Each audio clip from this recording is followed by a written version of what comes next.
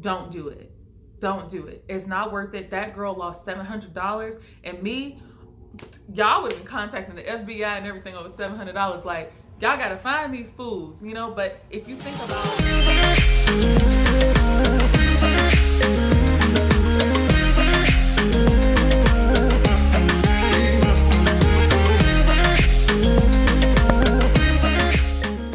Hey y'all, welcome back to my channel. If you're new here, my name is Mo. Today's video is going to be a sort of story time video about how I almost got scammed on Poshmark, okay? So let's go ahead and jump straight into the story.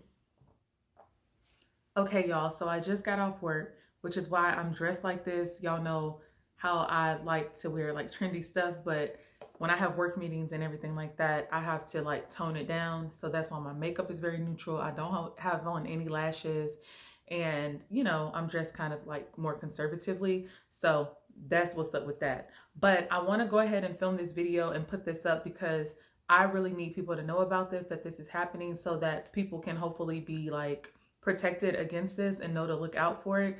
So let me go ahead and jump straight into the story. So one day I was here at my house and I was talking to my sister about Poshmark, telling her that she should sell things on Poshmark, to make a long story short. Okay. So I decided to get on Poshmark and I just started browsing on the site. So, or that was my plan, was to browse the site. So as soon as I got on Poshmark, just so you all know, I do have a Poshmark closet. However, I do not sell on Poshmark because I have my own website and I sell things from my closet on my website. So I'll put that on the screen for y'all in case you're interested. But I decided to go ahead and get on Poshmark and just kind of browse around. Hold on, I need to get some water. Ooh, y'all. Okay, so I decided to get on Poshmark and just browse the site, right? So as soon as I got on the site, there was a listing that was recommended to me, and it was a Louis Vuitton on the go tote. And I love that bag, y'all. I want that. It's been on my wish list. Now, what caught me was that one, the photos of the bag looked amazing, like what I could see from the listing initially, and the price was only $560. Now, if you know anything about that bag, because I think it can be considered to be a coveted bag, you know, like a lot of people want it. It's a really popular, trendy bag, and because it's just popping, is fire. But the thing about it is it's over $3,000, and I'll put like a little screenshot of it from the Louis Vuitton website so that you all can see how much it costs. So this was saying it was only $560. Now, it also showed like an original price of $800 and it was marked down to $560. Now, the thing is, that didn't really alarm me because I think because it was on Poshmark, and I was like, okay, maybe it's just a used bag, maybe it has some flaws, whatever. So I clicked on the listing, okay? And I'm going to tell you all what the listing says. And I have a screenshot of the listing, but a portion of it is cut off. I thought I had a better screenshot. If I can find a better screenshot, I will insert that for you all so that you all can see how this listing looked, okay? So I'm going to pull it up here on my tablet and then read it for you all. Okay, y'all. So the listing says Louis Vuitton on the go hand tote, excuse me. And it has a price of $560. It's marked down from $800. And as you can see next to the price, it states that there's free authentication, which I thought was awesome because then I'll know that I'm purchasing an authentic bag, okay? And I have purchased pre-loved bags, but not from Poshmark. So then a portion of the description is cut off, but I'll read what I can. It says, please message me at, and it lists the phone number before purchasing to make sure it's still available. And then I think they said something like, let me know if you have questions or comments, message me and we'll talk. I also have more available bags, so let me know if you're interested in them as well. All serious will be considered. USPS signature confirmation will be required upon delivery to add additional safety, something, something, something. It's cut off. Fine. I was like, I need this bag. Like, I love this bag. It's been on my wish list. Let me hurry up and just text this person before someone buys the bag. Now I'm going to add my text messages, like the texting conversation between myself and the seller on the screen so that you all can see how the conversation went, okay? And I'm going to read the text. So I hit the seller up and I was like, I need to quit saying seller, scammer, okay? Because that's what they are. I hit the scammer unknowingly. You know, I didn't know they were a scammer at the time. And I said, hello, I'm inquiring about your on-the-go tote. Is it still available? And the scammer replied, not scammer, scammer, okay, replied and said, hi, sweetie. And yes, it's still available. Do you have any questions or are you interested in purchasing? So then I replied and said, thank you for responding so quickly. What condition is it in? I also said, and yes, I would like to purchase this bag. It looks like it is in excellent condition and I feel comfortable with Poshmark's authentication process. Sorry, there goes my stupid heat. The scammer, then responded and said, these are simply just returned bags that wouldn't be able to sell in the store that are completely brand new. So in return, these are passed down to wholesalers like us instead of being put on clearance in a designer store.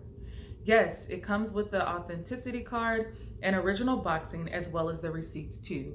And then the scammer sent me a copy of the authenticity card, like sent me a photograph of it, and I'll insert that for you all so that you can see it. I said, awesome. Should I buy it now through Poshmark's website? Also, once I purchase this bag, I would love to know what other bags you have. The scammer then responded and said this, I don't take my payments through Poshmark since they take too much of a fee each time I make a sale. So I just use Cash App to receive my payments so I can still make a profit. But before you pay, I make sure my customers get a tracking number and shipping label before they pay, where they know they are not getting ripped off. So if you're interested, then I'll need your name and shipping address. Now at this time, like as soon as I read that, y'all, like I had already moved the bag into my cart and I was at the PayPal screen ready to check out at this point. But as soon as I read that, something was like, you know what I'm saying? When they mention Cash App, y'all, I do not mess with Cash App. One, because Cash App has horrible customer service. I'm not dealing with any platform concerning my money if you do not have someone I can call and speak to about my money. So that's a known issue with Cash App. So why people continue to use that platform and have them playing sometimes with hundreds of dollars. Like one time I had them holding almost $500 of my money and I had no way to contact them and find out what the hell was going on. And I don't care if it's $5. I work too hard. I'm not about to play with y'all about a single penny of my money. And the fact that they have this really popular platform, they're doing arguably probably millions of transactions a year flowing through their platform, and they don't have customer service, to me is outrageous. So therefore I don't use Cash App. So one, it was really annoying that they mentioned Cash App, but also I was just like, what? You know, I just started thinking, I'm like, if I don't purchase through the Poshmark website, how can I utilize the authentication process? How can I receive the protections Poshmark affords their buyers? Excuse me. So I took a while to respond. That message was at 4:33. So at 4:39, I responded and said, all right, what is your Cash App handle? Well, there was really a typo. I said, what is Cash App handle? And they said, it's exactly like Venmo. Do you have one or are you new to it? I could help you if so. And then I responded about 10 minutes after that and said, yes, I know how to use Cash App. And then the scammer responded and said, okay, great then. So if you are interested, then I'll need your name and shipping address so I can get your tracking number. So you all, something in me just did not sit right about this whole situation. So I was like, this person is a scammer. Like, they're a scammer. I just knew that they were a scammer. Okay, I was like, I have got to let people know about this because the price was so low and it's such a coveted bag. I knew that there were going to be other people like me who maybe didn't hear that small voice in their head or didn't feel that little funny feeling in their gut that says this is a scam. And I'm like, these people are going to scam the hell out of people. So guess what I did? I contacted Poshmark. Let me pull up the messages I sent to Poshmark. I DM'd them on Instagram. Let me pull the messages and I'm going to put them on the screen. Okay, you all. So I hit up Poshmark and I said, this thing keeps turning. I said, hello, a scammer is operating a closet on your website. They are asking prospective buyers to text them in order to purchase a Louis Vuitton bag. The seller then, excuse me, I'm all tongue-tied, good God. The seller then requires payment through Cash App, rather than the Poshmark website. So I also sent them 2 photographs, one of like the general listing and one like that was a close-up of the actual seller's closet, okay, the scammer's closet. So Poshmark responded and said, "Hi there, thanks for bringing this to our attention. We have forwarded this user's account to our moderation team so they can take the appropriate next steps. If you run into anything like this again, please feel free to email support@poshmark.com. Thank you."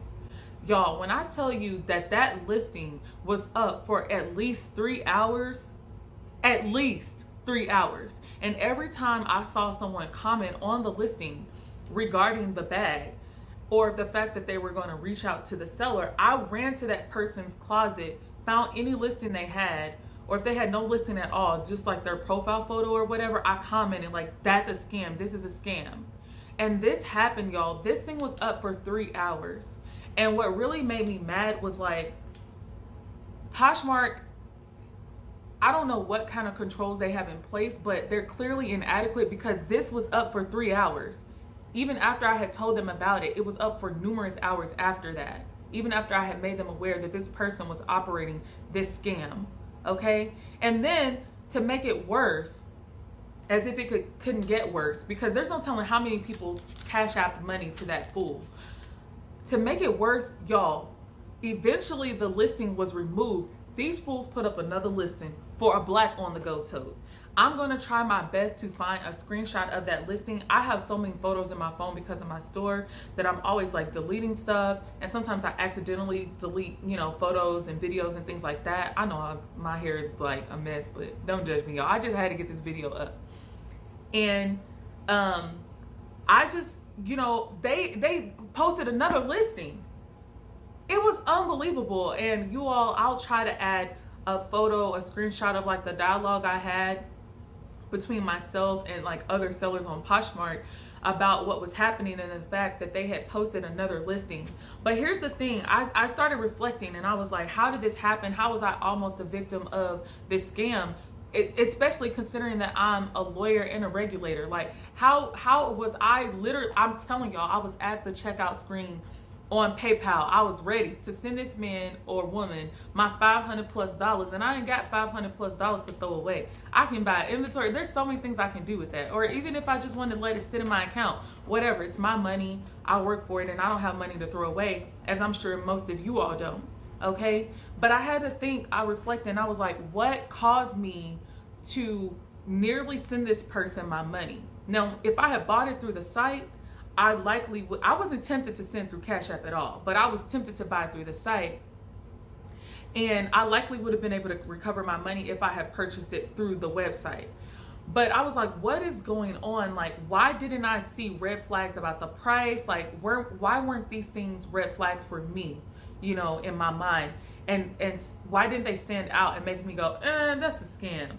And I thought about the fact that the listing was posted on Poshmark. It was posted on their platform. So I think that it gave me a false sense of security and made me feel like it was safe. Like there's no way this is a scam because it's operating through their platform.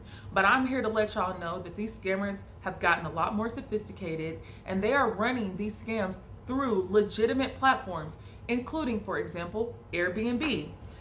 The reason I knew I had to film this video is because right after that happened to me, like a week and a half to 2 weeks later, which this happened to me maybe 2.5 to 3 weeks ago, there is a YouTuber who is a nice sized YouTuber who was scammed while booking an Airbnb for her business, and she was scammed out of $700. And there are some telltale signs, there are some characteristics between that scam and the scam that I was almost the victim of that I think we should pay attention to going forward, which is if you are trying to purchase a product or a service or whatever, and someone tells you to do the transaction offline, if they tell you to do it away from the platform that offers you protections as a buyer, as a consumer, don't do it.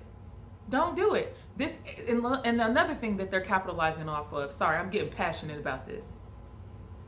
Another thing that they're capitalizing off of is the fact that we want to save money and stuff. But sometimes, how they say if it's too good to be true, it probably is. When it came to this Airbnb transaction that this YouTuber was speaking about, it was going to save her a small amount of money, because you know how they have like service fees or whatever sometimes with Airbnb listings.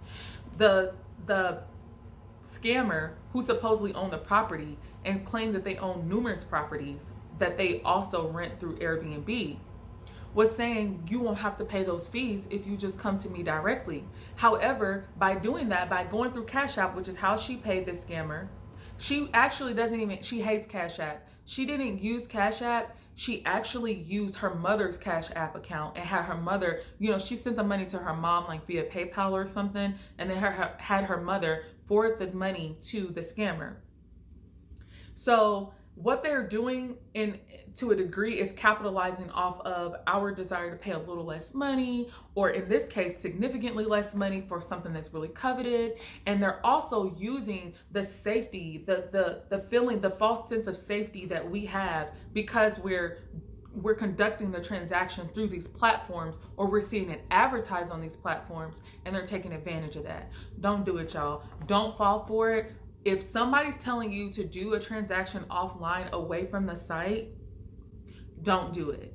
Don't do it. It's not worth it. That girl lost $700, and me, y'all would have been contacting the FBI and everything over $700. Like, y'all got to find these fools, But if you think about how many people they're scamming and that there's really no recourse, because what you gonna do? Sue Airbnb? What you gonna do? Sue Poshmark? You conducted the transaction offline. You did it away from their platform, and they're not responsible. And they have safeguards. They have things there to say, don't do transactions offline. I don't want to go too much into their safeguards, because Poshmark need to step it up. They need to step it up. Like, that closet was live and advertising that scam for hours. That is outrageous. And there's no telling how many people they successfully scam. Thank God I was protected. But anyway, I don't want to go on and on and on. I feel like I can. I told my sisters, I was like, y'all, I got to let y'all know about this, because I don't want to see this happen to anybody at all, let alone people I love and care about, So that's all I have for y'all. I hope this video has been helpful. And let me know what y'all think in the comments. Do y'all think there are other red flags or signs I missed? I'm sure I may not have covered everything. I didn't take notes and have my talking points outlined like I normally do. But I still hope that this was informative and helpful for y'all. Hold on to your coins, protect your coins. We all work too hard to be giving our money to these scammers, okay? And that's it. Don't forget to like, comment, and subscribe, please. And be blessed, stay safe, protect your coins, and I'll talk to y'all soon.